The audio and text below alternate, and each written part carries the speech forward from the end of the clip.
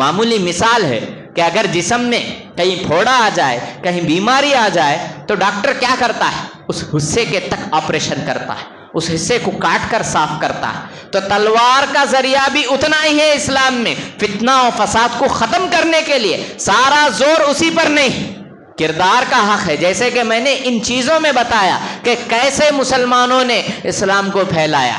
پہلے اپنے کردار ہے، سب سے پہلے خود کو پیش کرنا ہے۔ اب میں عام جنگوں اور اسلامی جنگ کی حالت بتا کر اپنی بات ختم کرتا ہوں کہ دنیا میں نہ جانے کتنے لڑائیاں، بڑی سے بڑی لڑائیاں ہوئی، لیکن افسوس کے نتیجہ اور رزلٹ تو کچھ نہیں ملا۔ پہلی عالمی جنگ 1.5 کروڑ افراد کی وفات ہوئی، لیکن رزلٹ کچھ نہیں۔ سیکنڈ ورلڈ وار 5.5 کروڑ افراد موت کے گھاٹ اتارے گئے۔ یہ تو وہ گنتی ہے یا وہ لوگوں کی تعداد ہے جو ملے ہیں، اور بھی بہت سے کروڑوں افراد ہیں جو کہیں غرق ہو گئے یا پتہ ہی نہیں ہے۔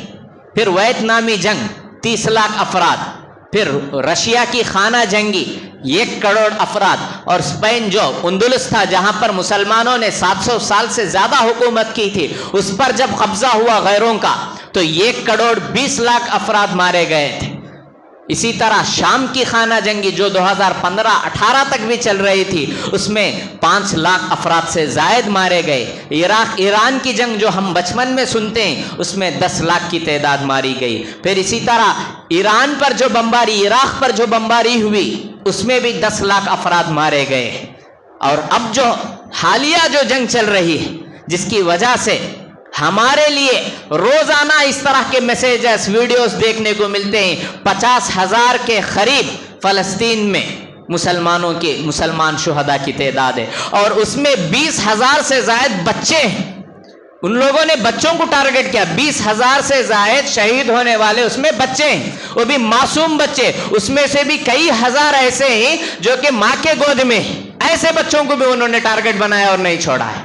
یہ ہے حالیہ اور عام جنگوں کی تعداد۔ حالانکہ اسلامی جنگوں کی اگر بات کی جائے تو اسلامی جنگ جیسے اذن للذین یقاتلون بانہم ظلموا، اللہ تعالیٰ نے جو حکم دیا کہ ظلم کی وجہ سے، ظلم کے بدلے میں جہاد کی اجازت ملی مسلمانوں کو۔ جنگ بدر، جنگ احد، جنگ بدر میں شہداء کی تعداد، اس میں مسلمان ہیں تو 13, 14, 16 تک جاتی ہے۔ پھر غیروں کی گنتی 70 تک ہے۔ احد، خیبر، خندق، فتح مکہ، تبوک، یہ 8 سال اسلامی جنگوں کی تعداد ہے۔ وہاں جو آپ صلی اللہ علیہ وسلم کی جو جنگی زندگی ہے، اس کو اگر حساب لگایا جائے تو 8 سال ہے، اور اس میں مرنے والے غیر مسلمین، یہودی، منافق، اور ساتھ میں عیسائی اور مشرکین مکہ، اور ادھر مسلمان شہداء، ساروں کی اگر تعداد لگایا جائے تو 1000 سے زیادہ نہیں۔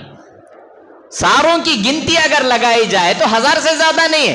بدر میں 70 مشرکین مکہ مارے گئے، اور احد میں مسلمانوں کے 70 شہید ہوئے، اور ان کے 15-20 تک ان کے مقتول ہوئے تھے۔ ویسے ہی خیبر، خندق میں یہ ساری جنگوں کا اگر حساب لگایا جائے تو آپ صلی اللہ علیہ وسلم نے 8 سال 2 ہجری میں غزوے کی جہاد کی اجازت ملی، اور آپ نے اپنی زندگی میں 27 جنگوں میں شہید ہوئے، اور 70 پر 5 جنگیں صحابہ کرام نے لڑی تھی۔ 8 سال کی قلیل تعداد میں خون کتنا بہا، 1000 سے کم افراد مارے گئے، 1000 بھی نہیں ہے۔ اور اتنا کم چیز یہ کر رزلٹ کیا ملا؟ سارا مکہ بلکہ سارا عرب آپ صلی اللہ علیہ وسلم نے فتح کیا تھا۔ یہ ہے نتیجہ، یہ ہے اسلام کی تعلیمات، یہ ہے شفاف تعلیمات کہ آپ صلی اللہ علیہ وسلم نے مختصر سا خون بہا کر سارا عرب کو اس وقت اسلام کا پرچم لہرایا۔ وفات کے وقت کی حالات کہ خود حجۃ الوداع میں جیسے میں نے کہا تھا کہ 1 لاکھ سے زائد تعداد صحابہ کرام کی آپ صلی اللہ علیہ وسلم کے ساتھ ہیں۔ یہ کیسے ممکن ہوتا؟ اگر تلوار کے زور سے ہم کسی کو ایمان لانے کے لیے کہا تو وہ کچھ دنوں کے لیے لائے گا یا کچھ مہینوں کے لیے لائے گا، اس کی نسلیں کیسے قبول کرے گی اسلام؟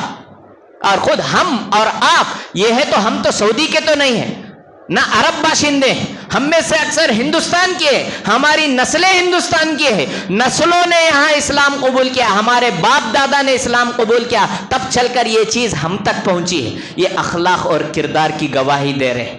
یہ آپ صلی اللہ علیہ وسلم کی شفاف تعلیمات کا نتیجہ ہے کہ خود اسلام جیسے پھیلا ہے میں نے آپ کے سامنے واضح کیا۔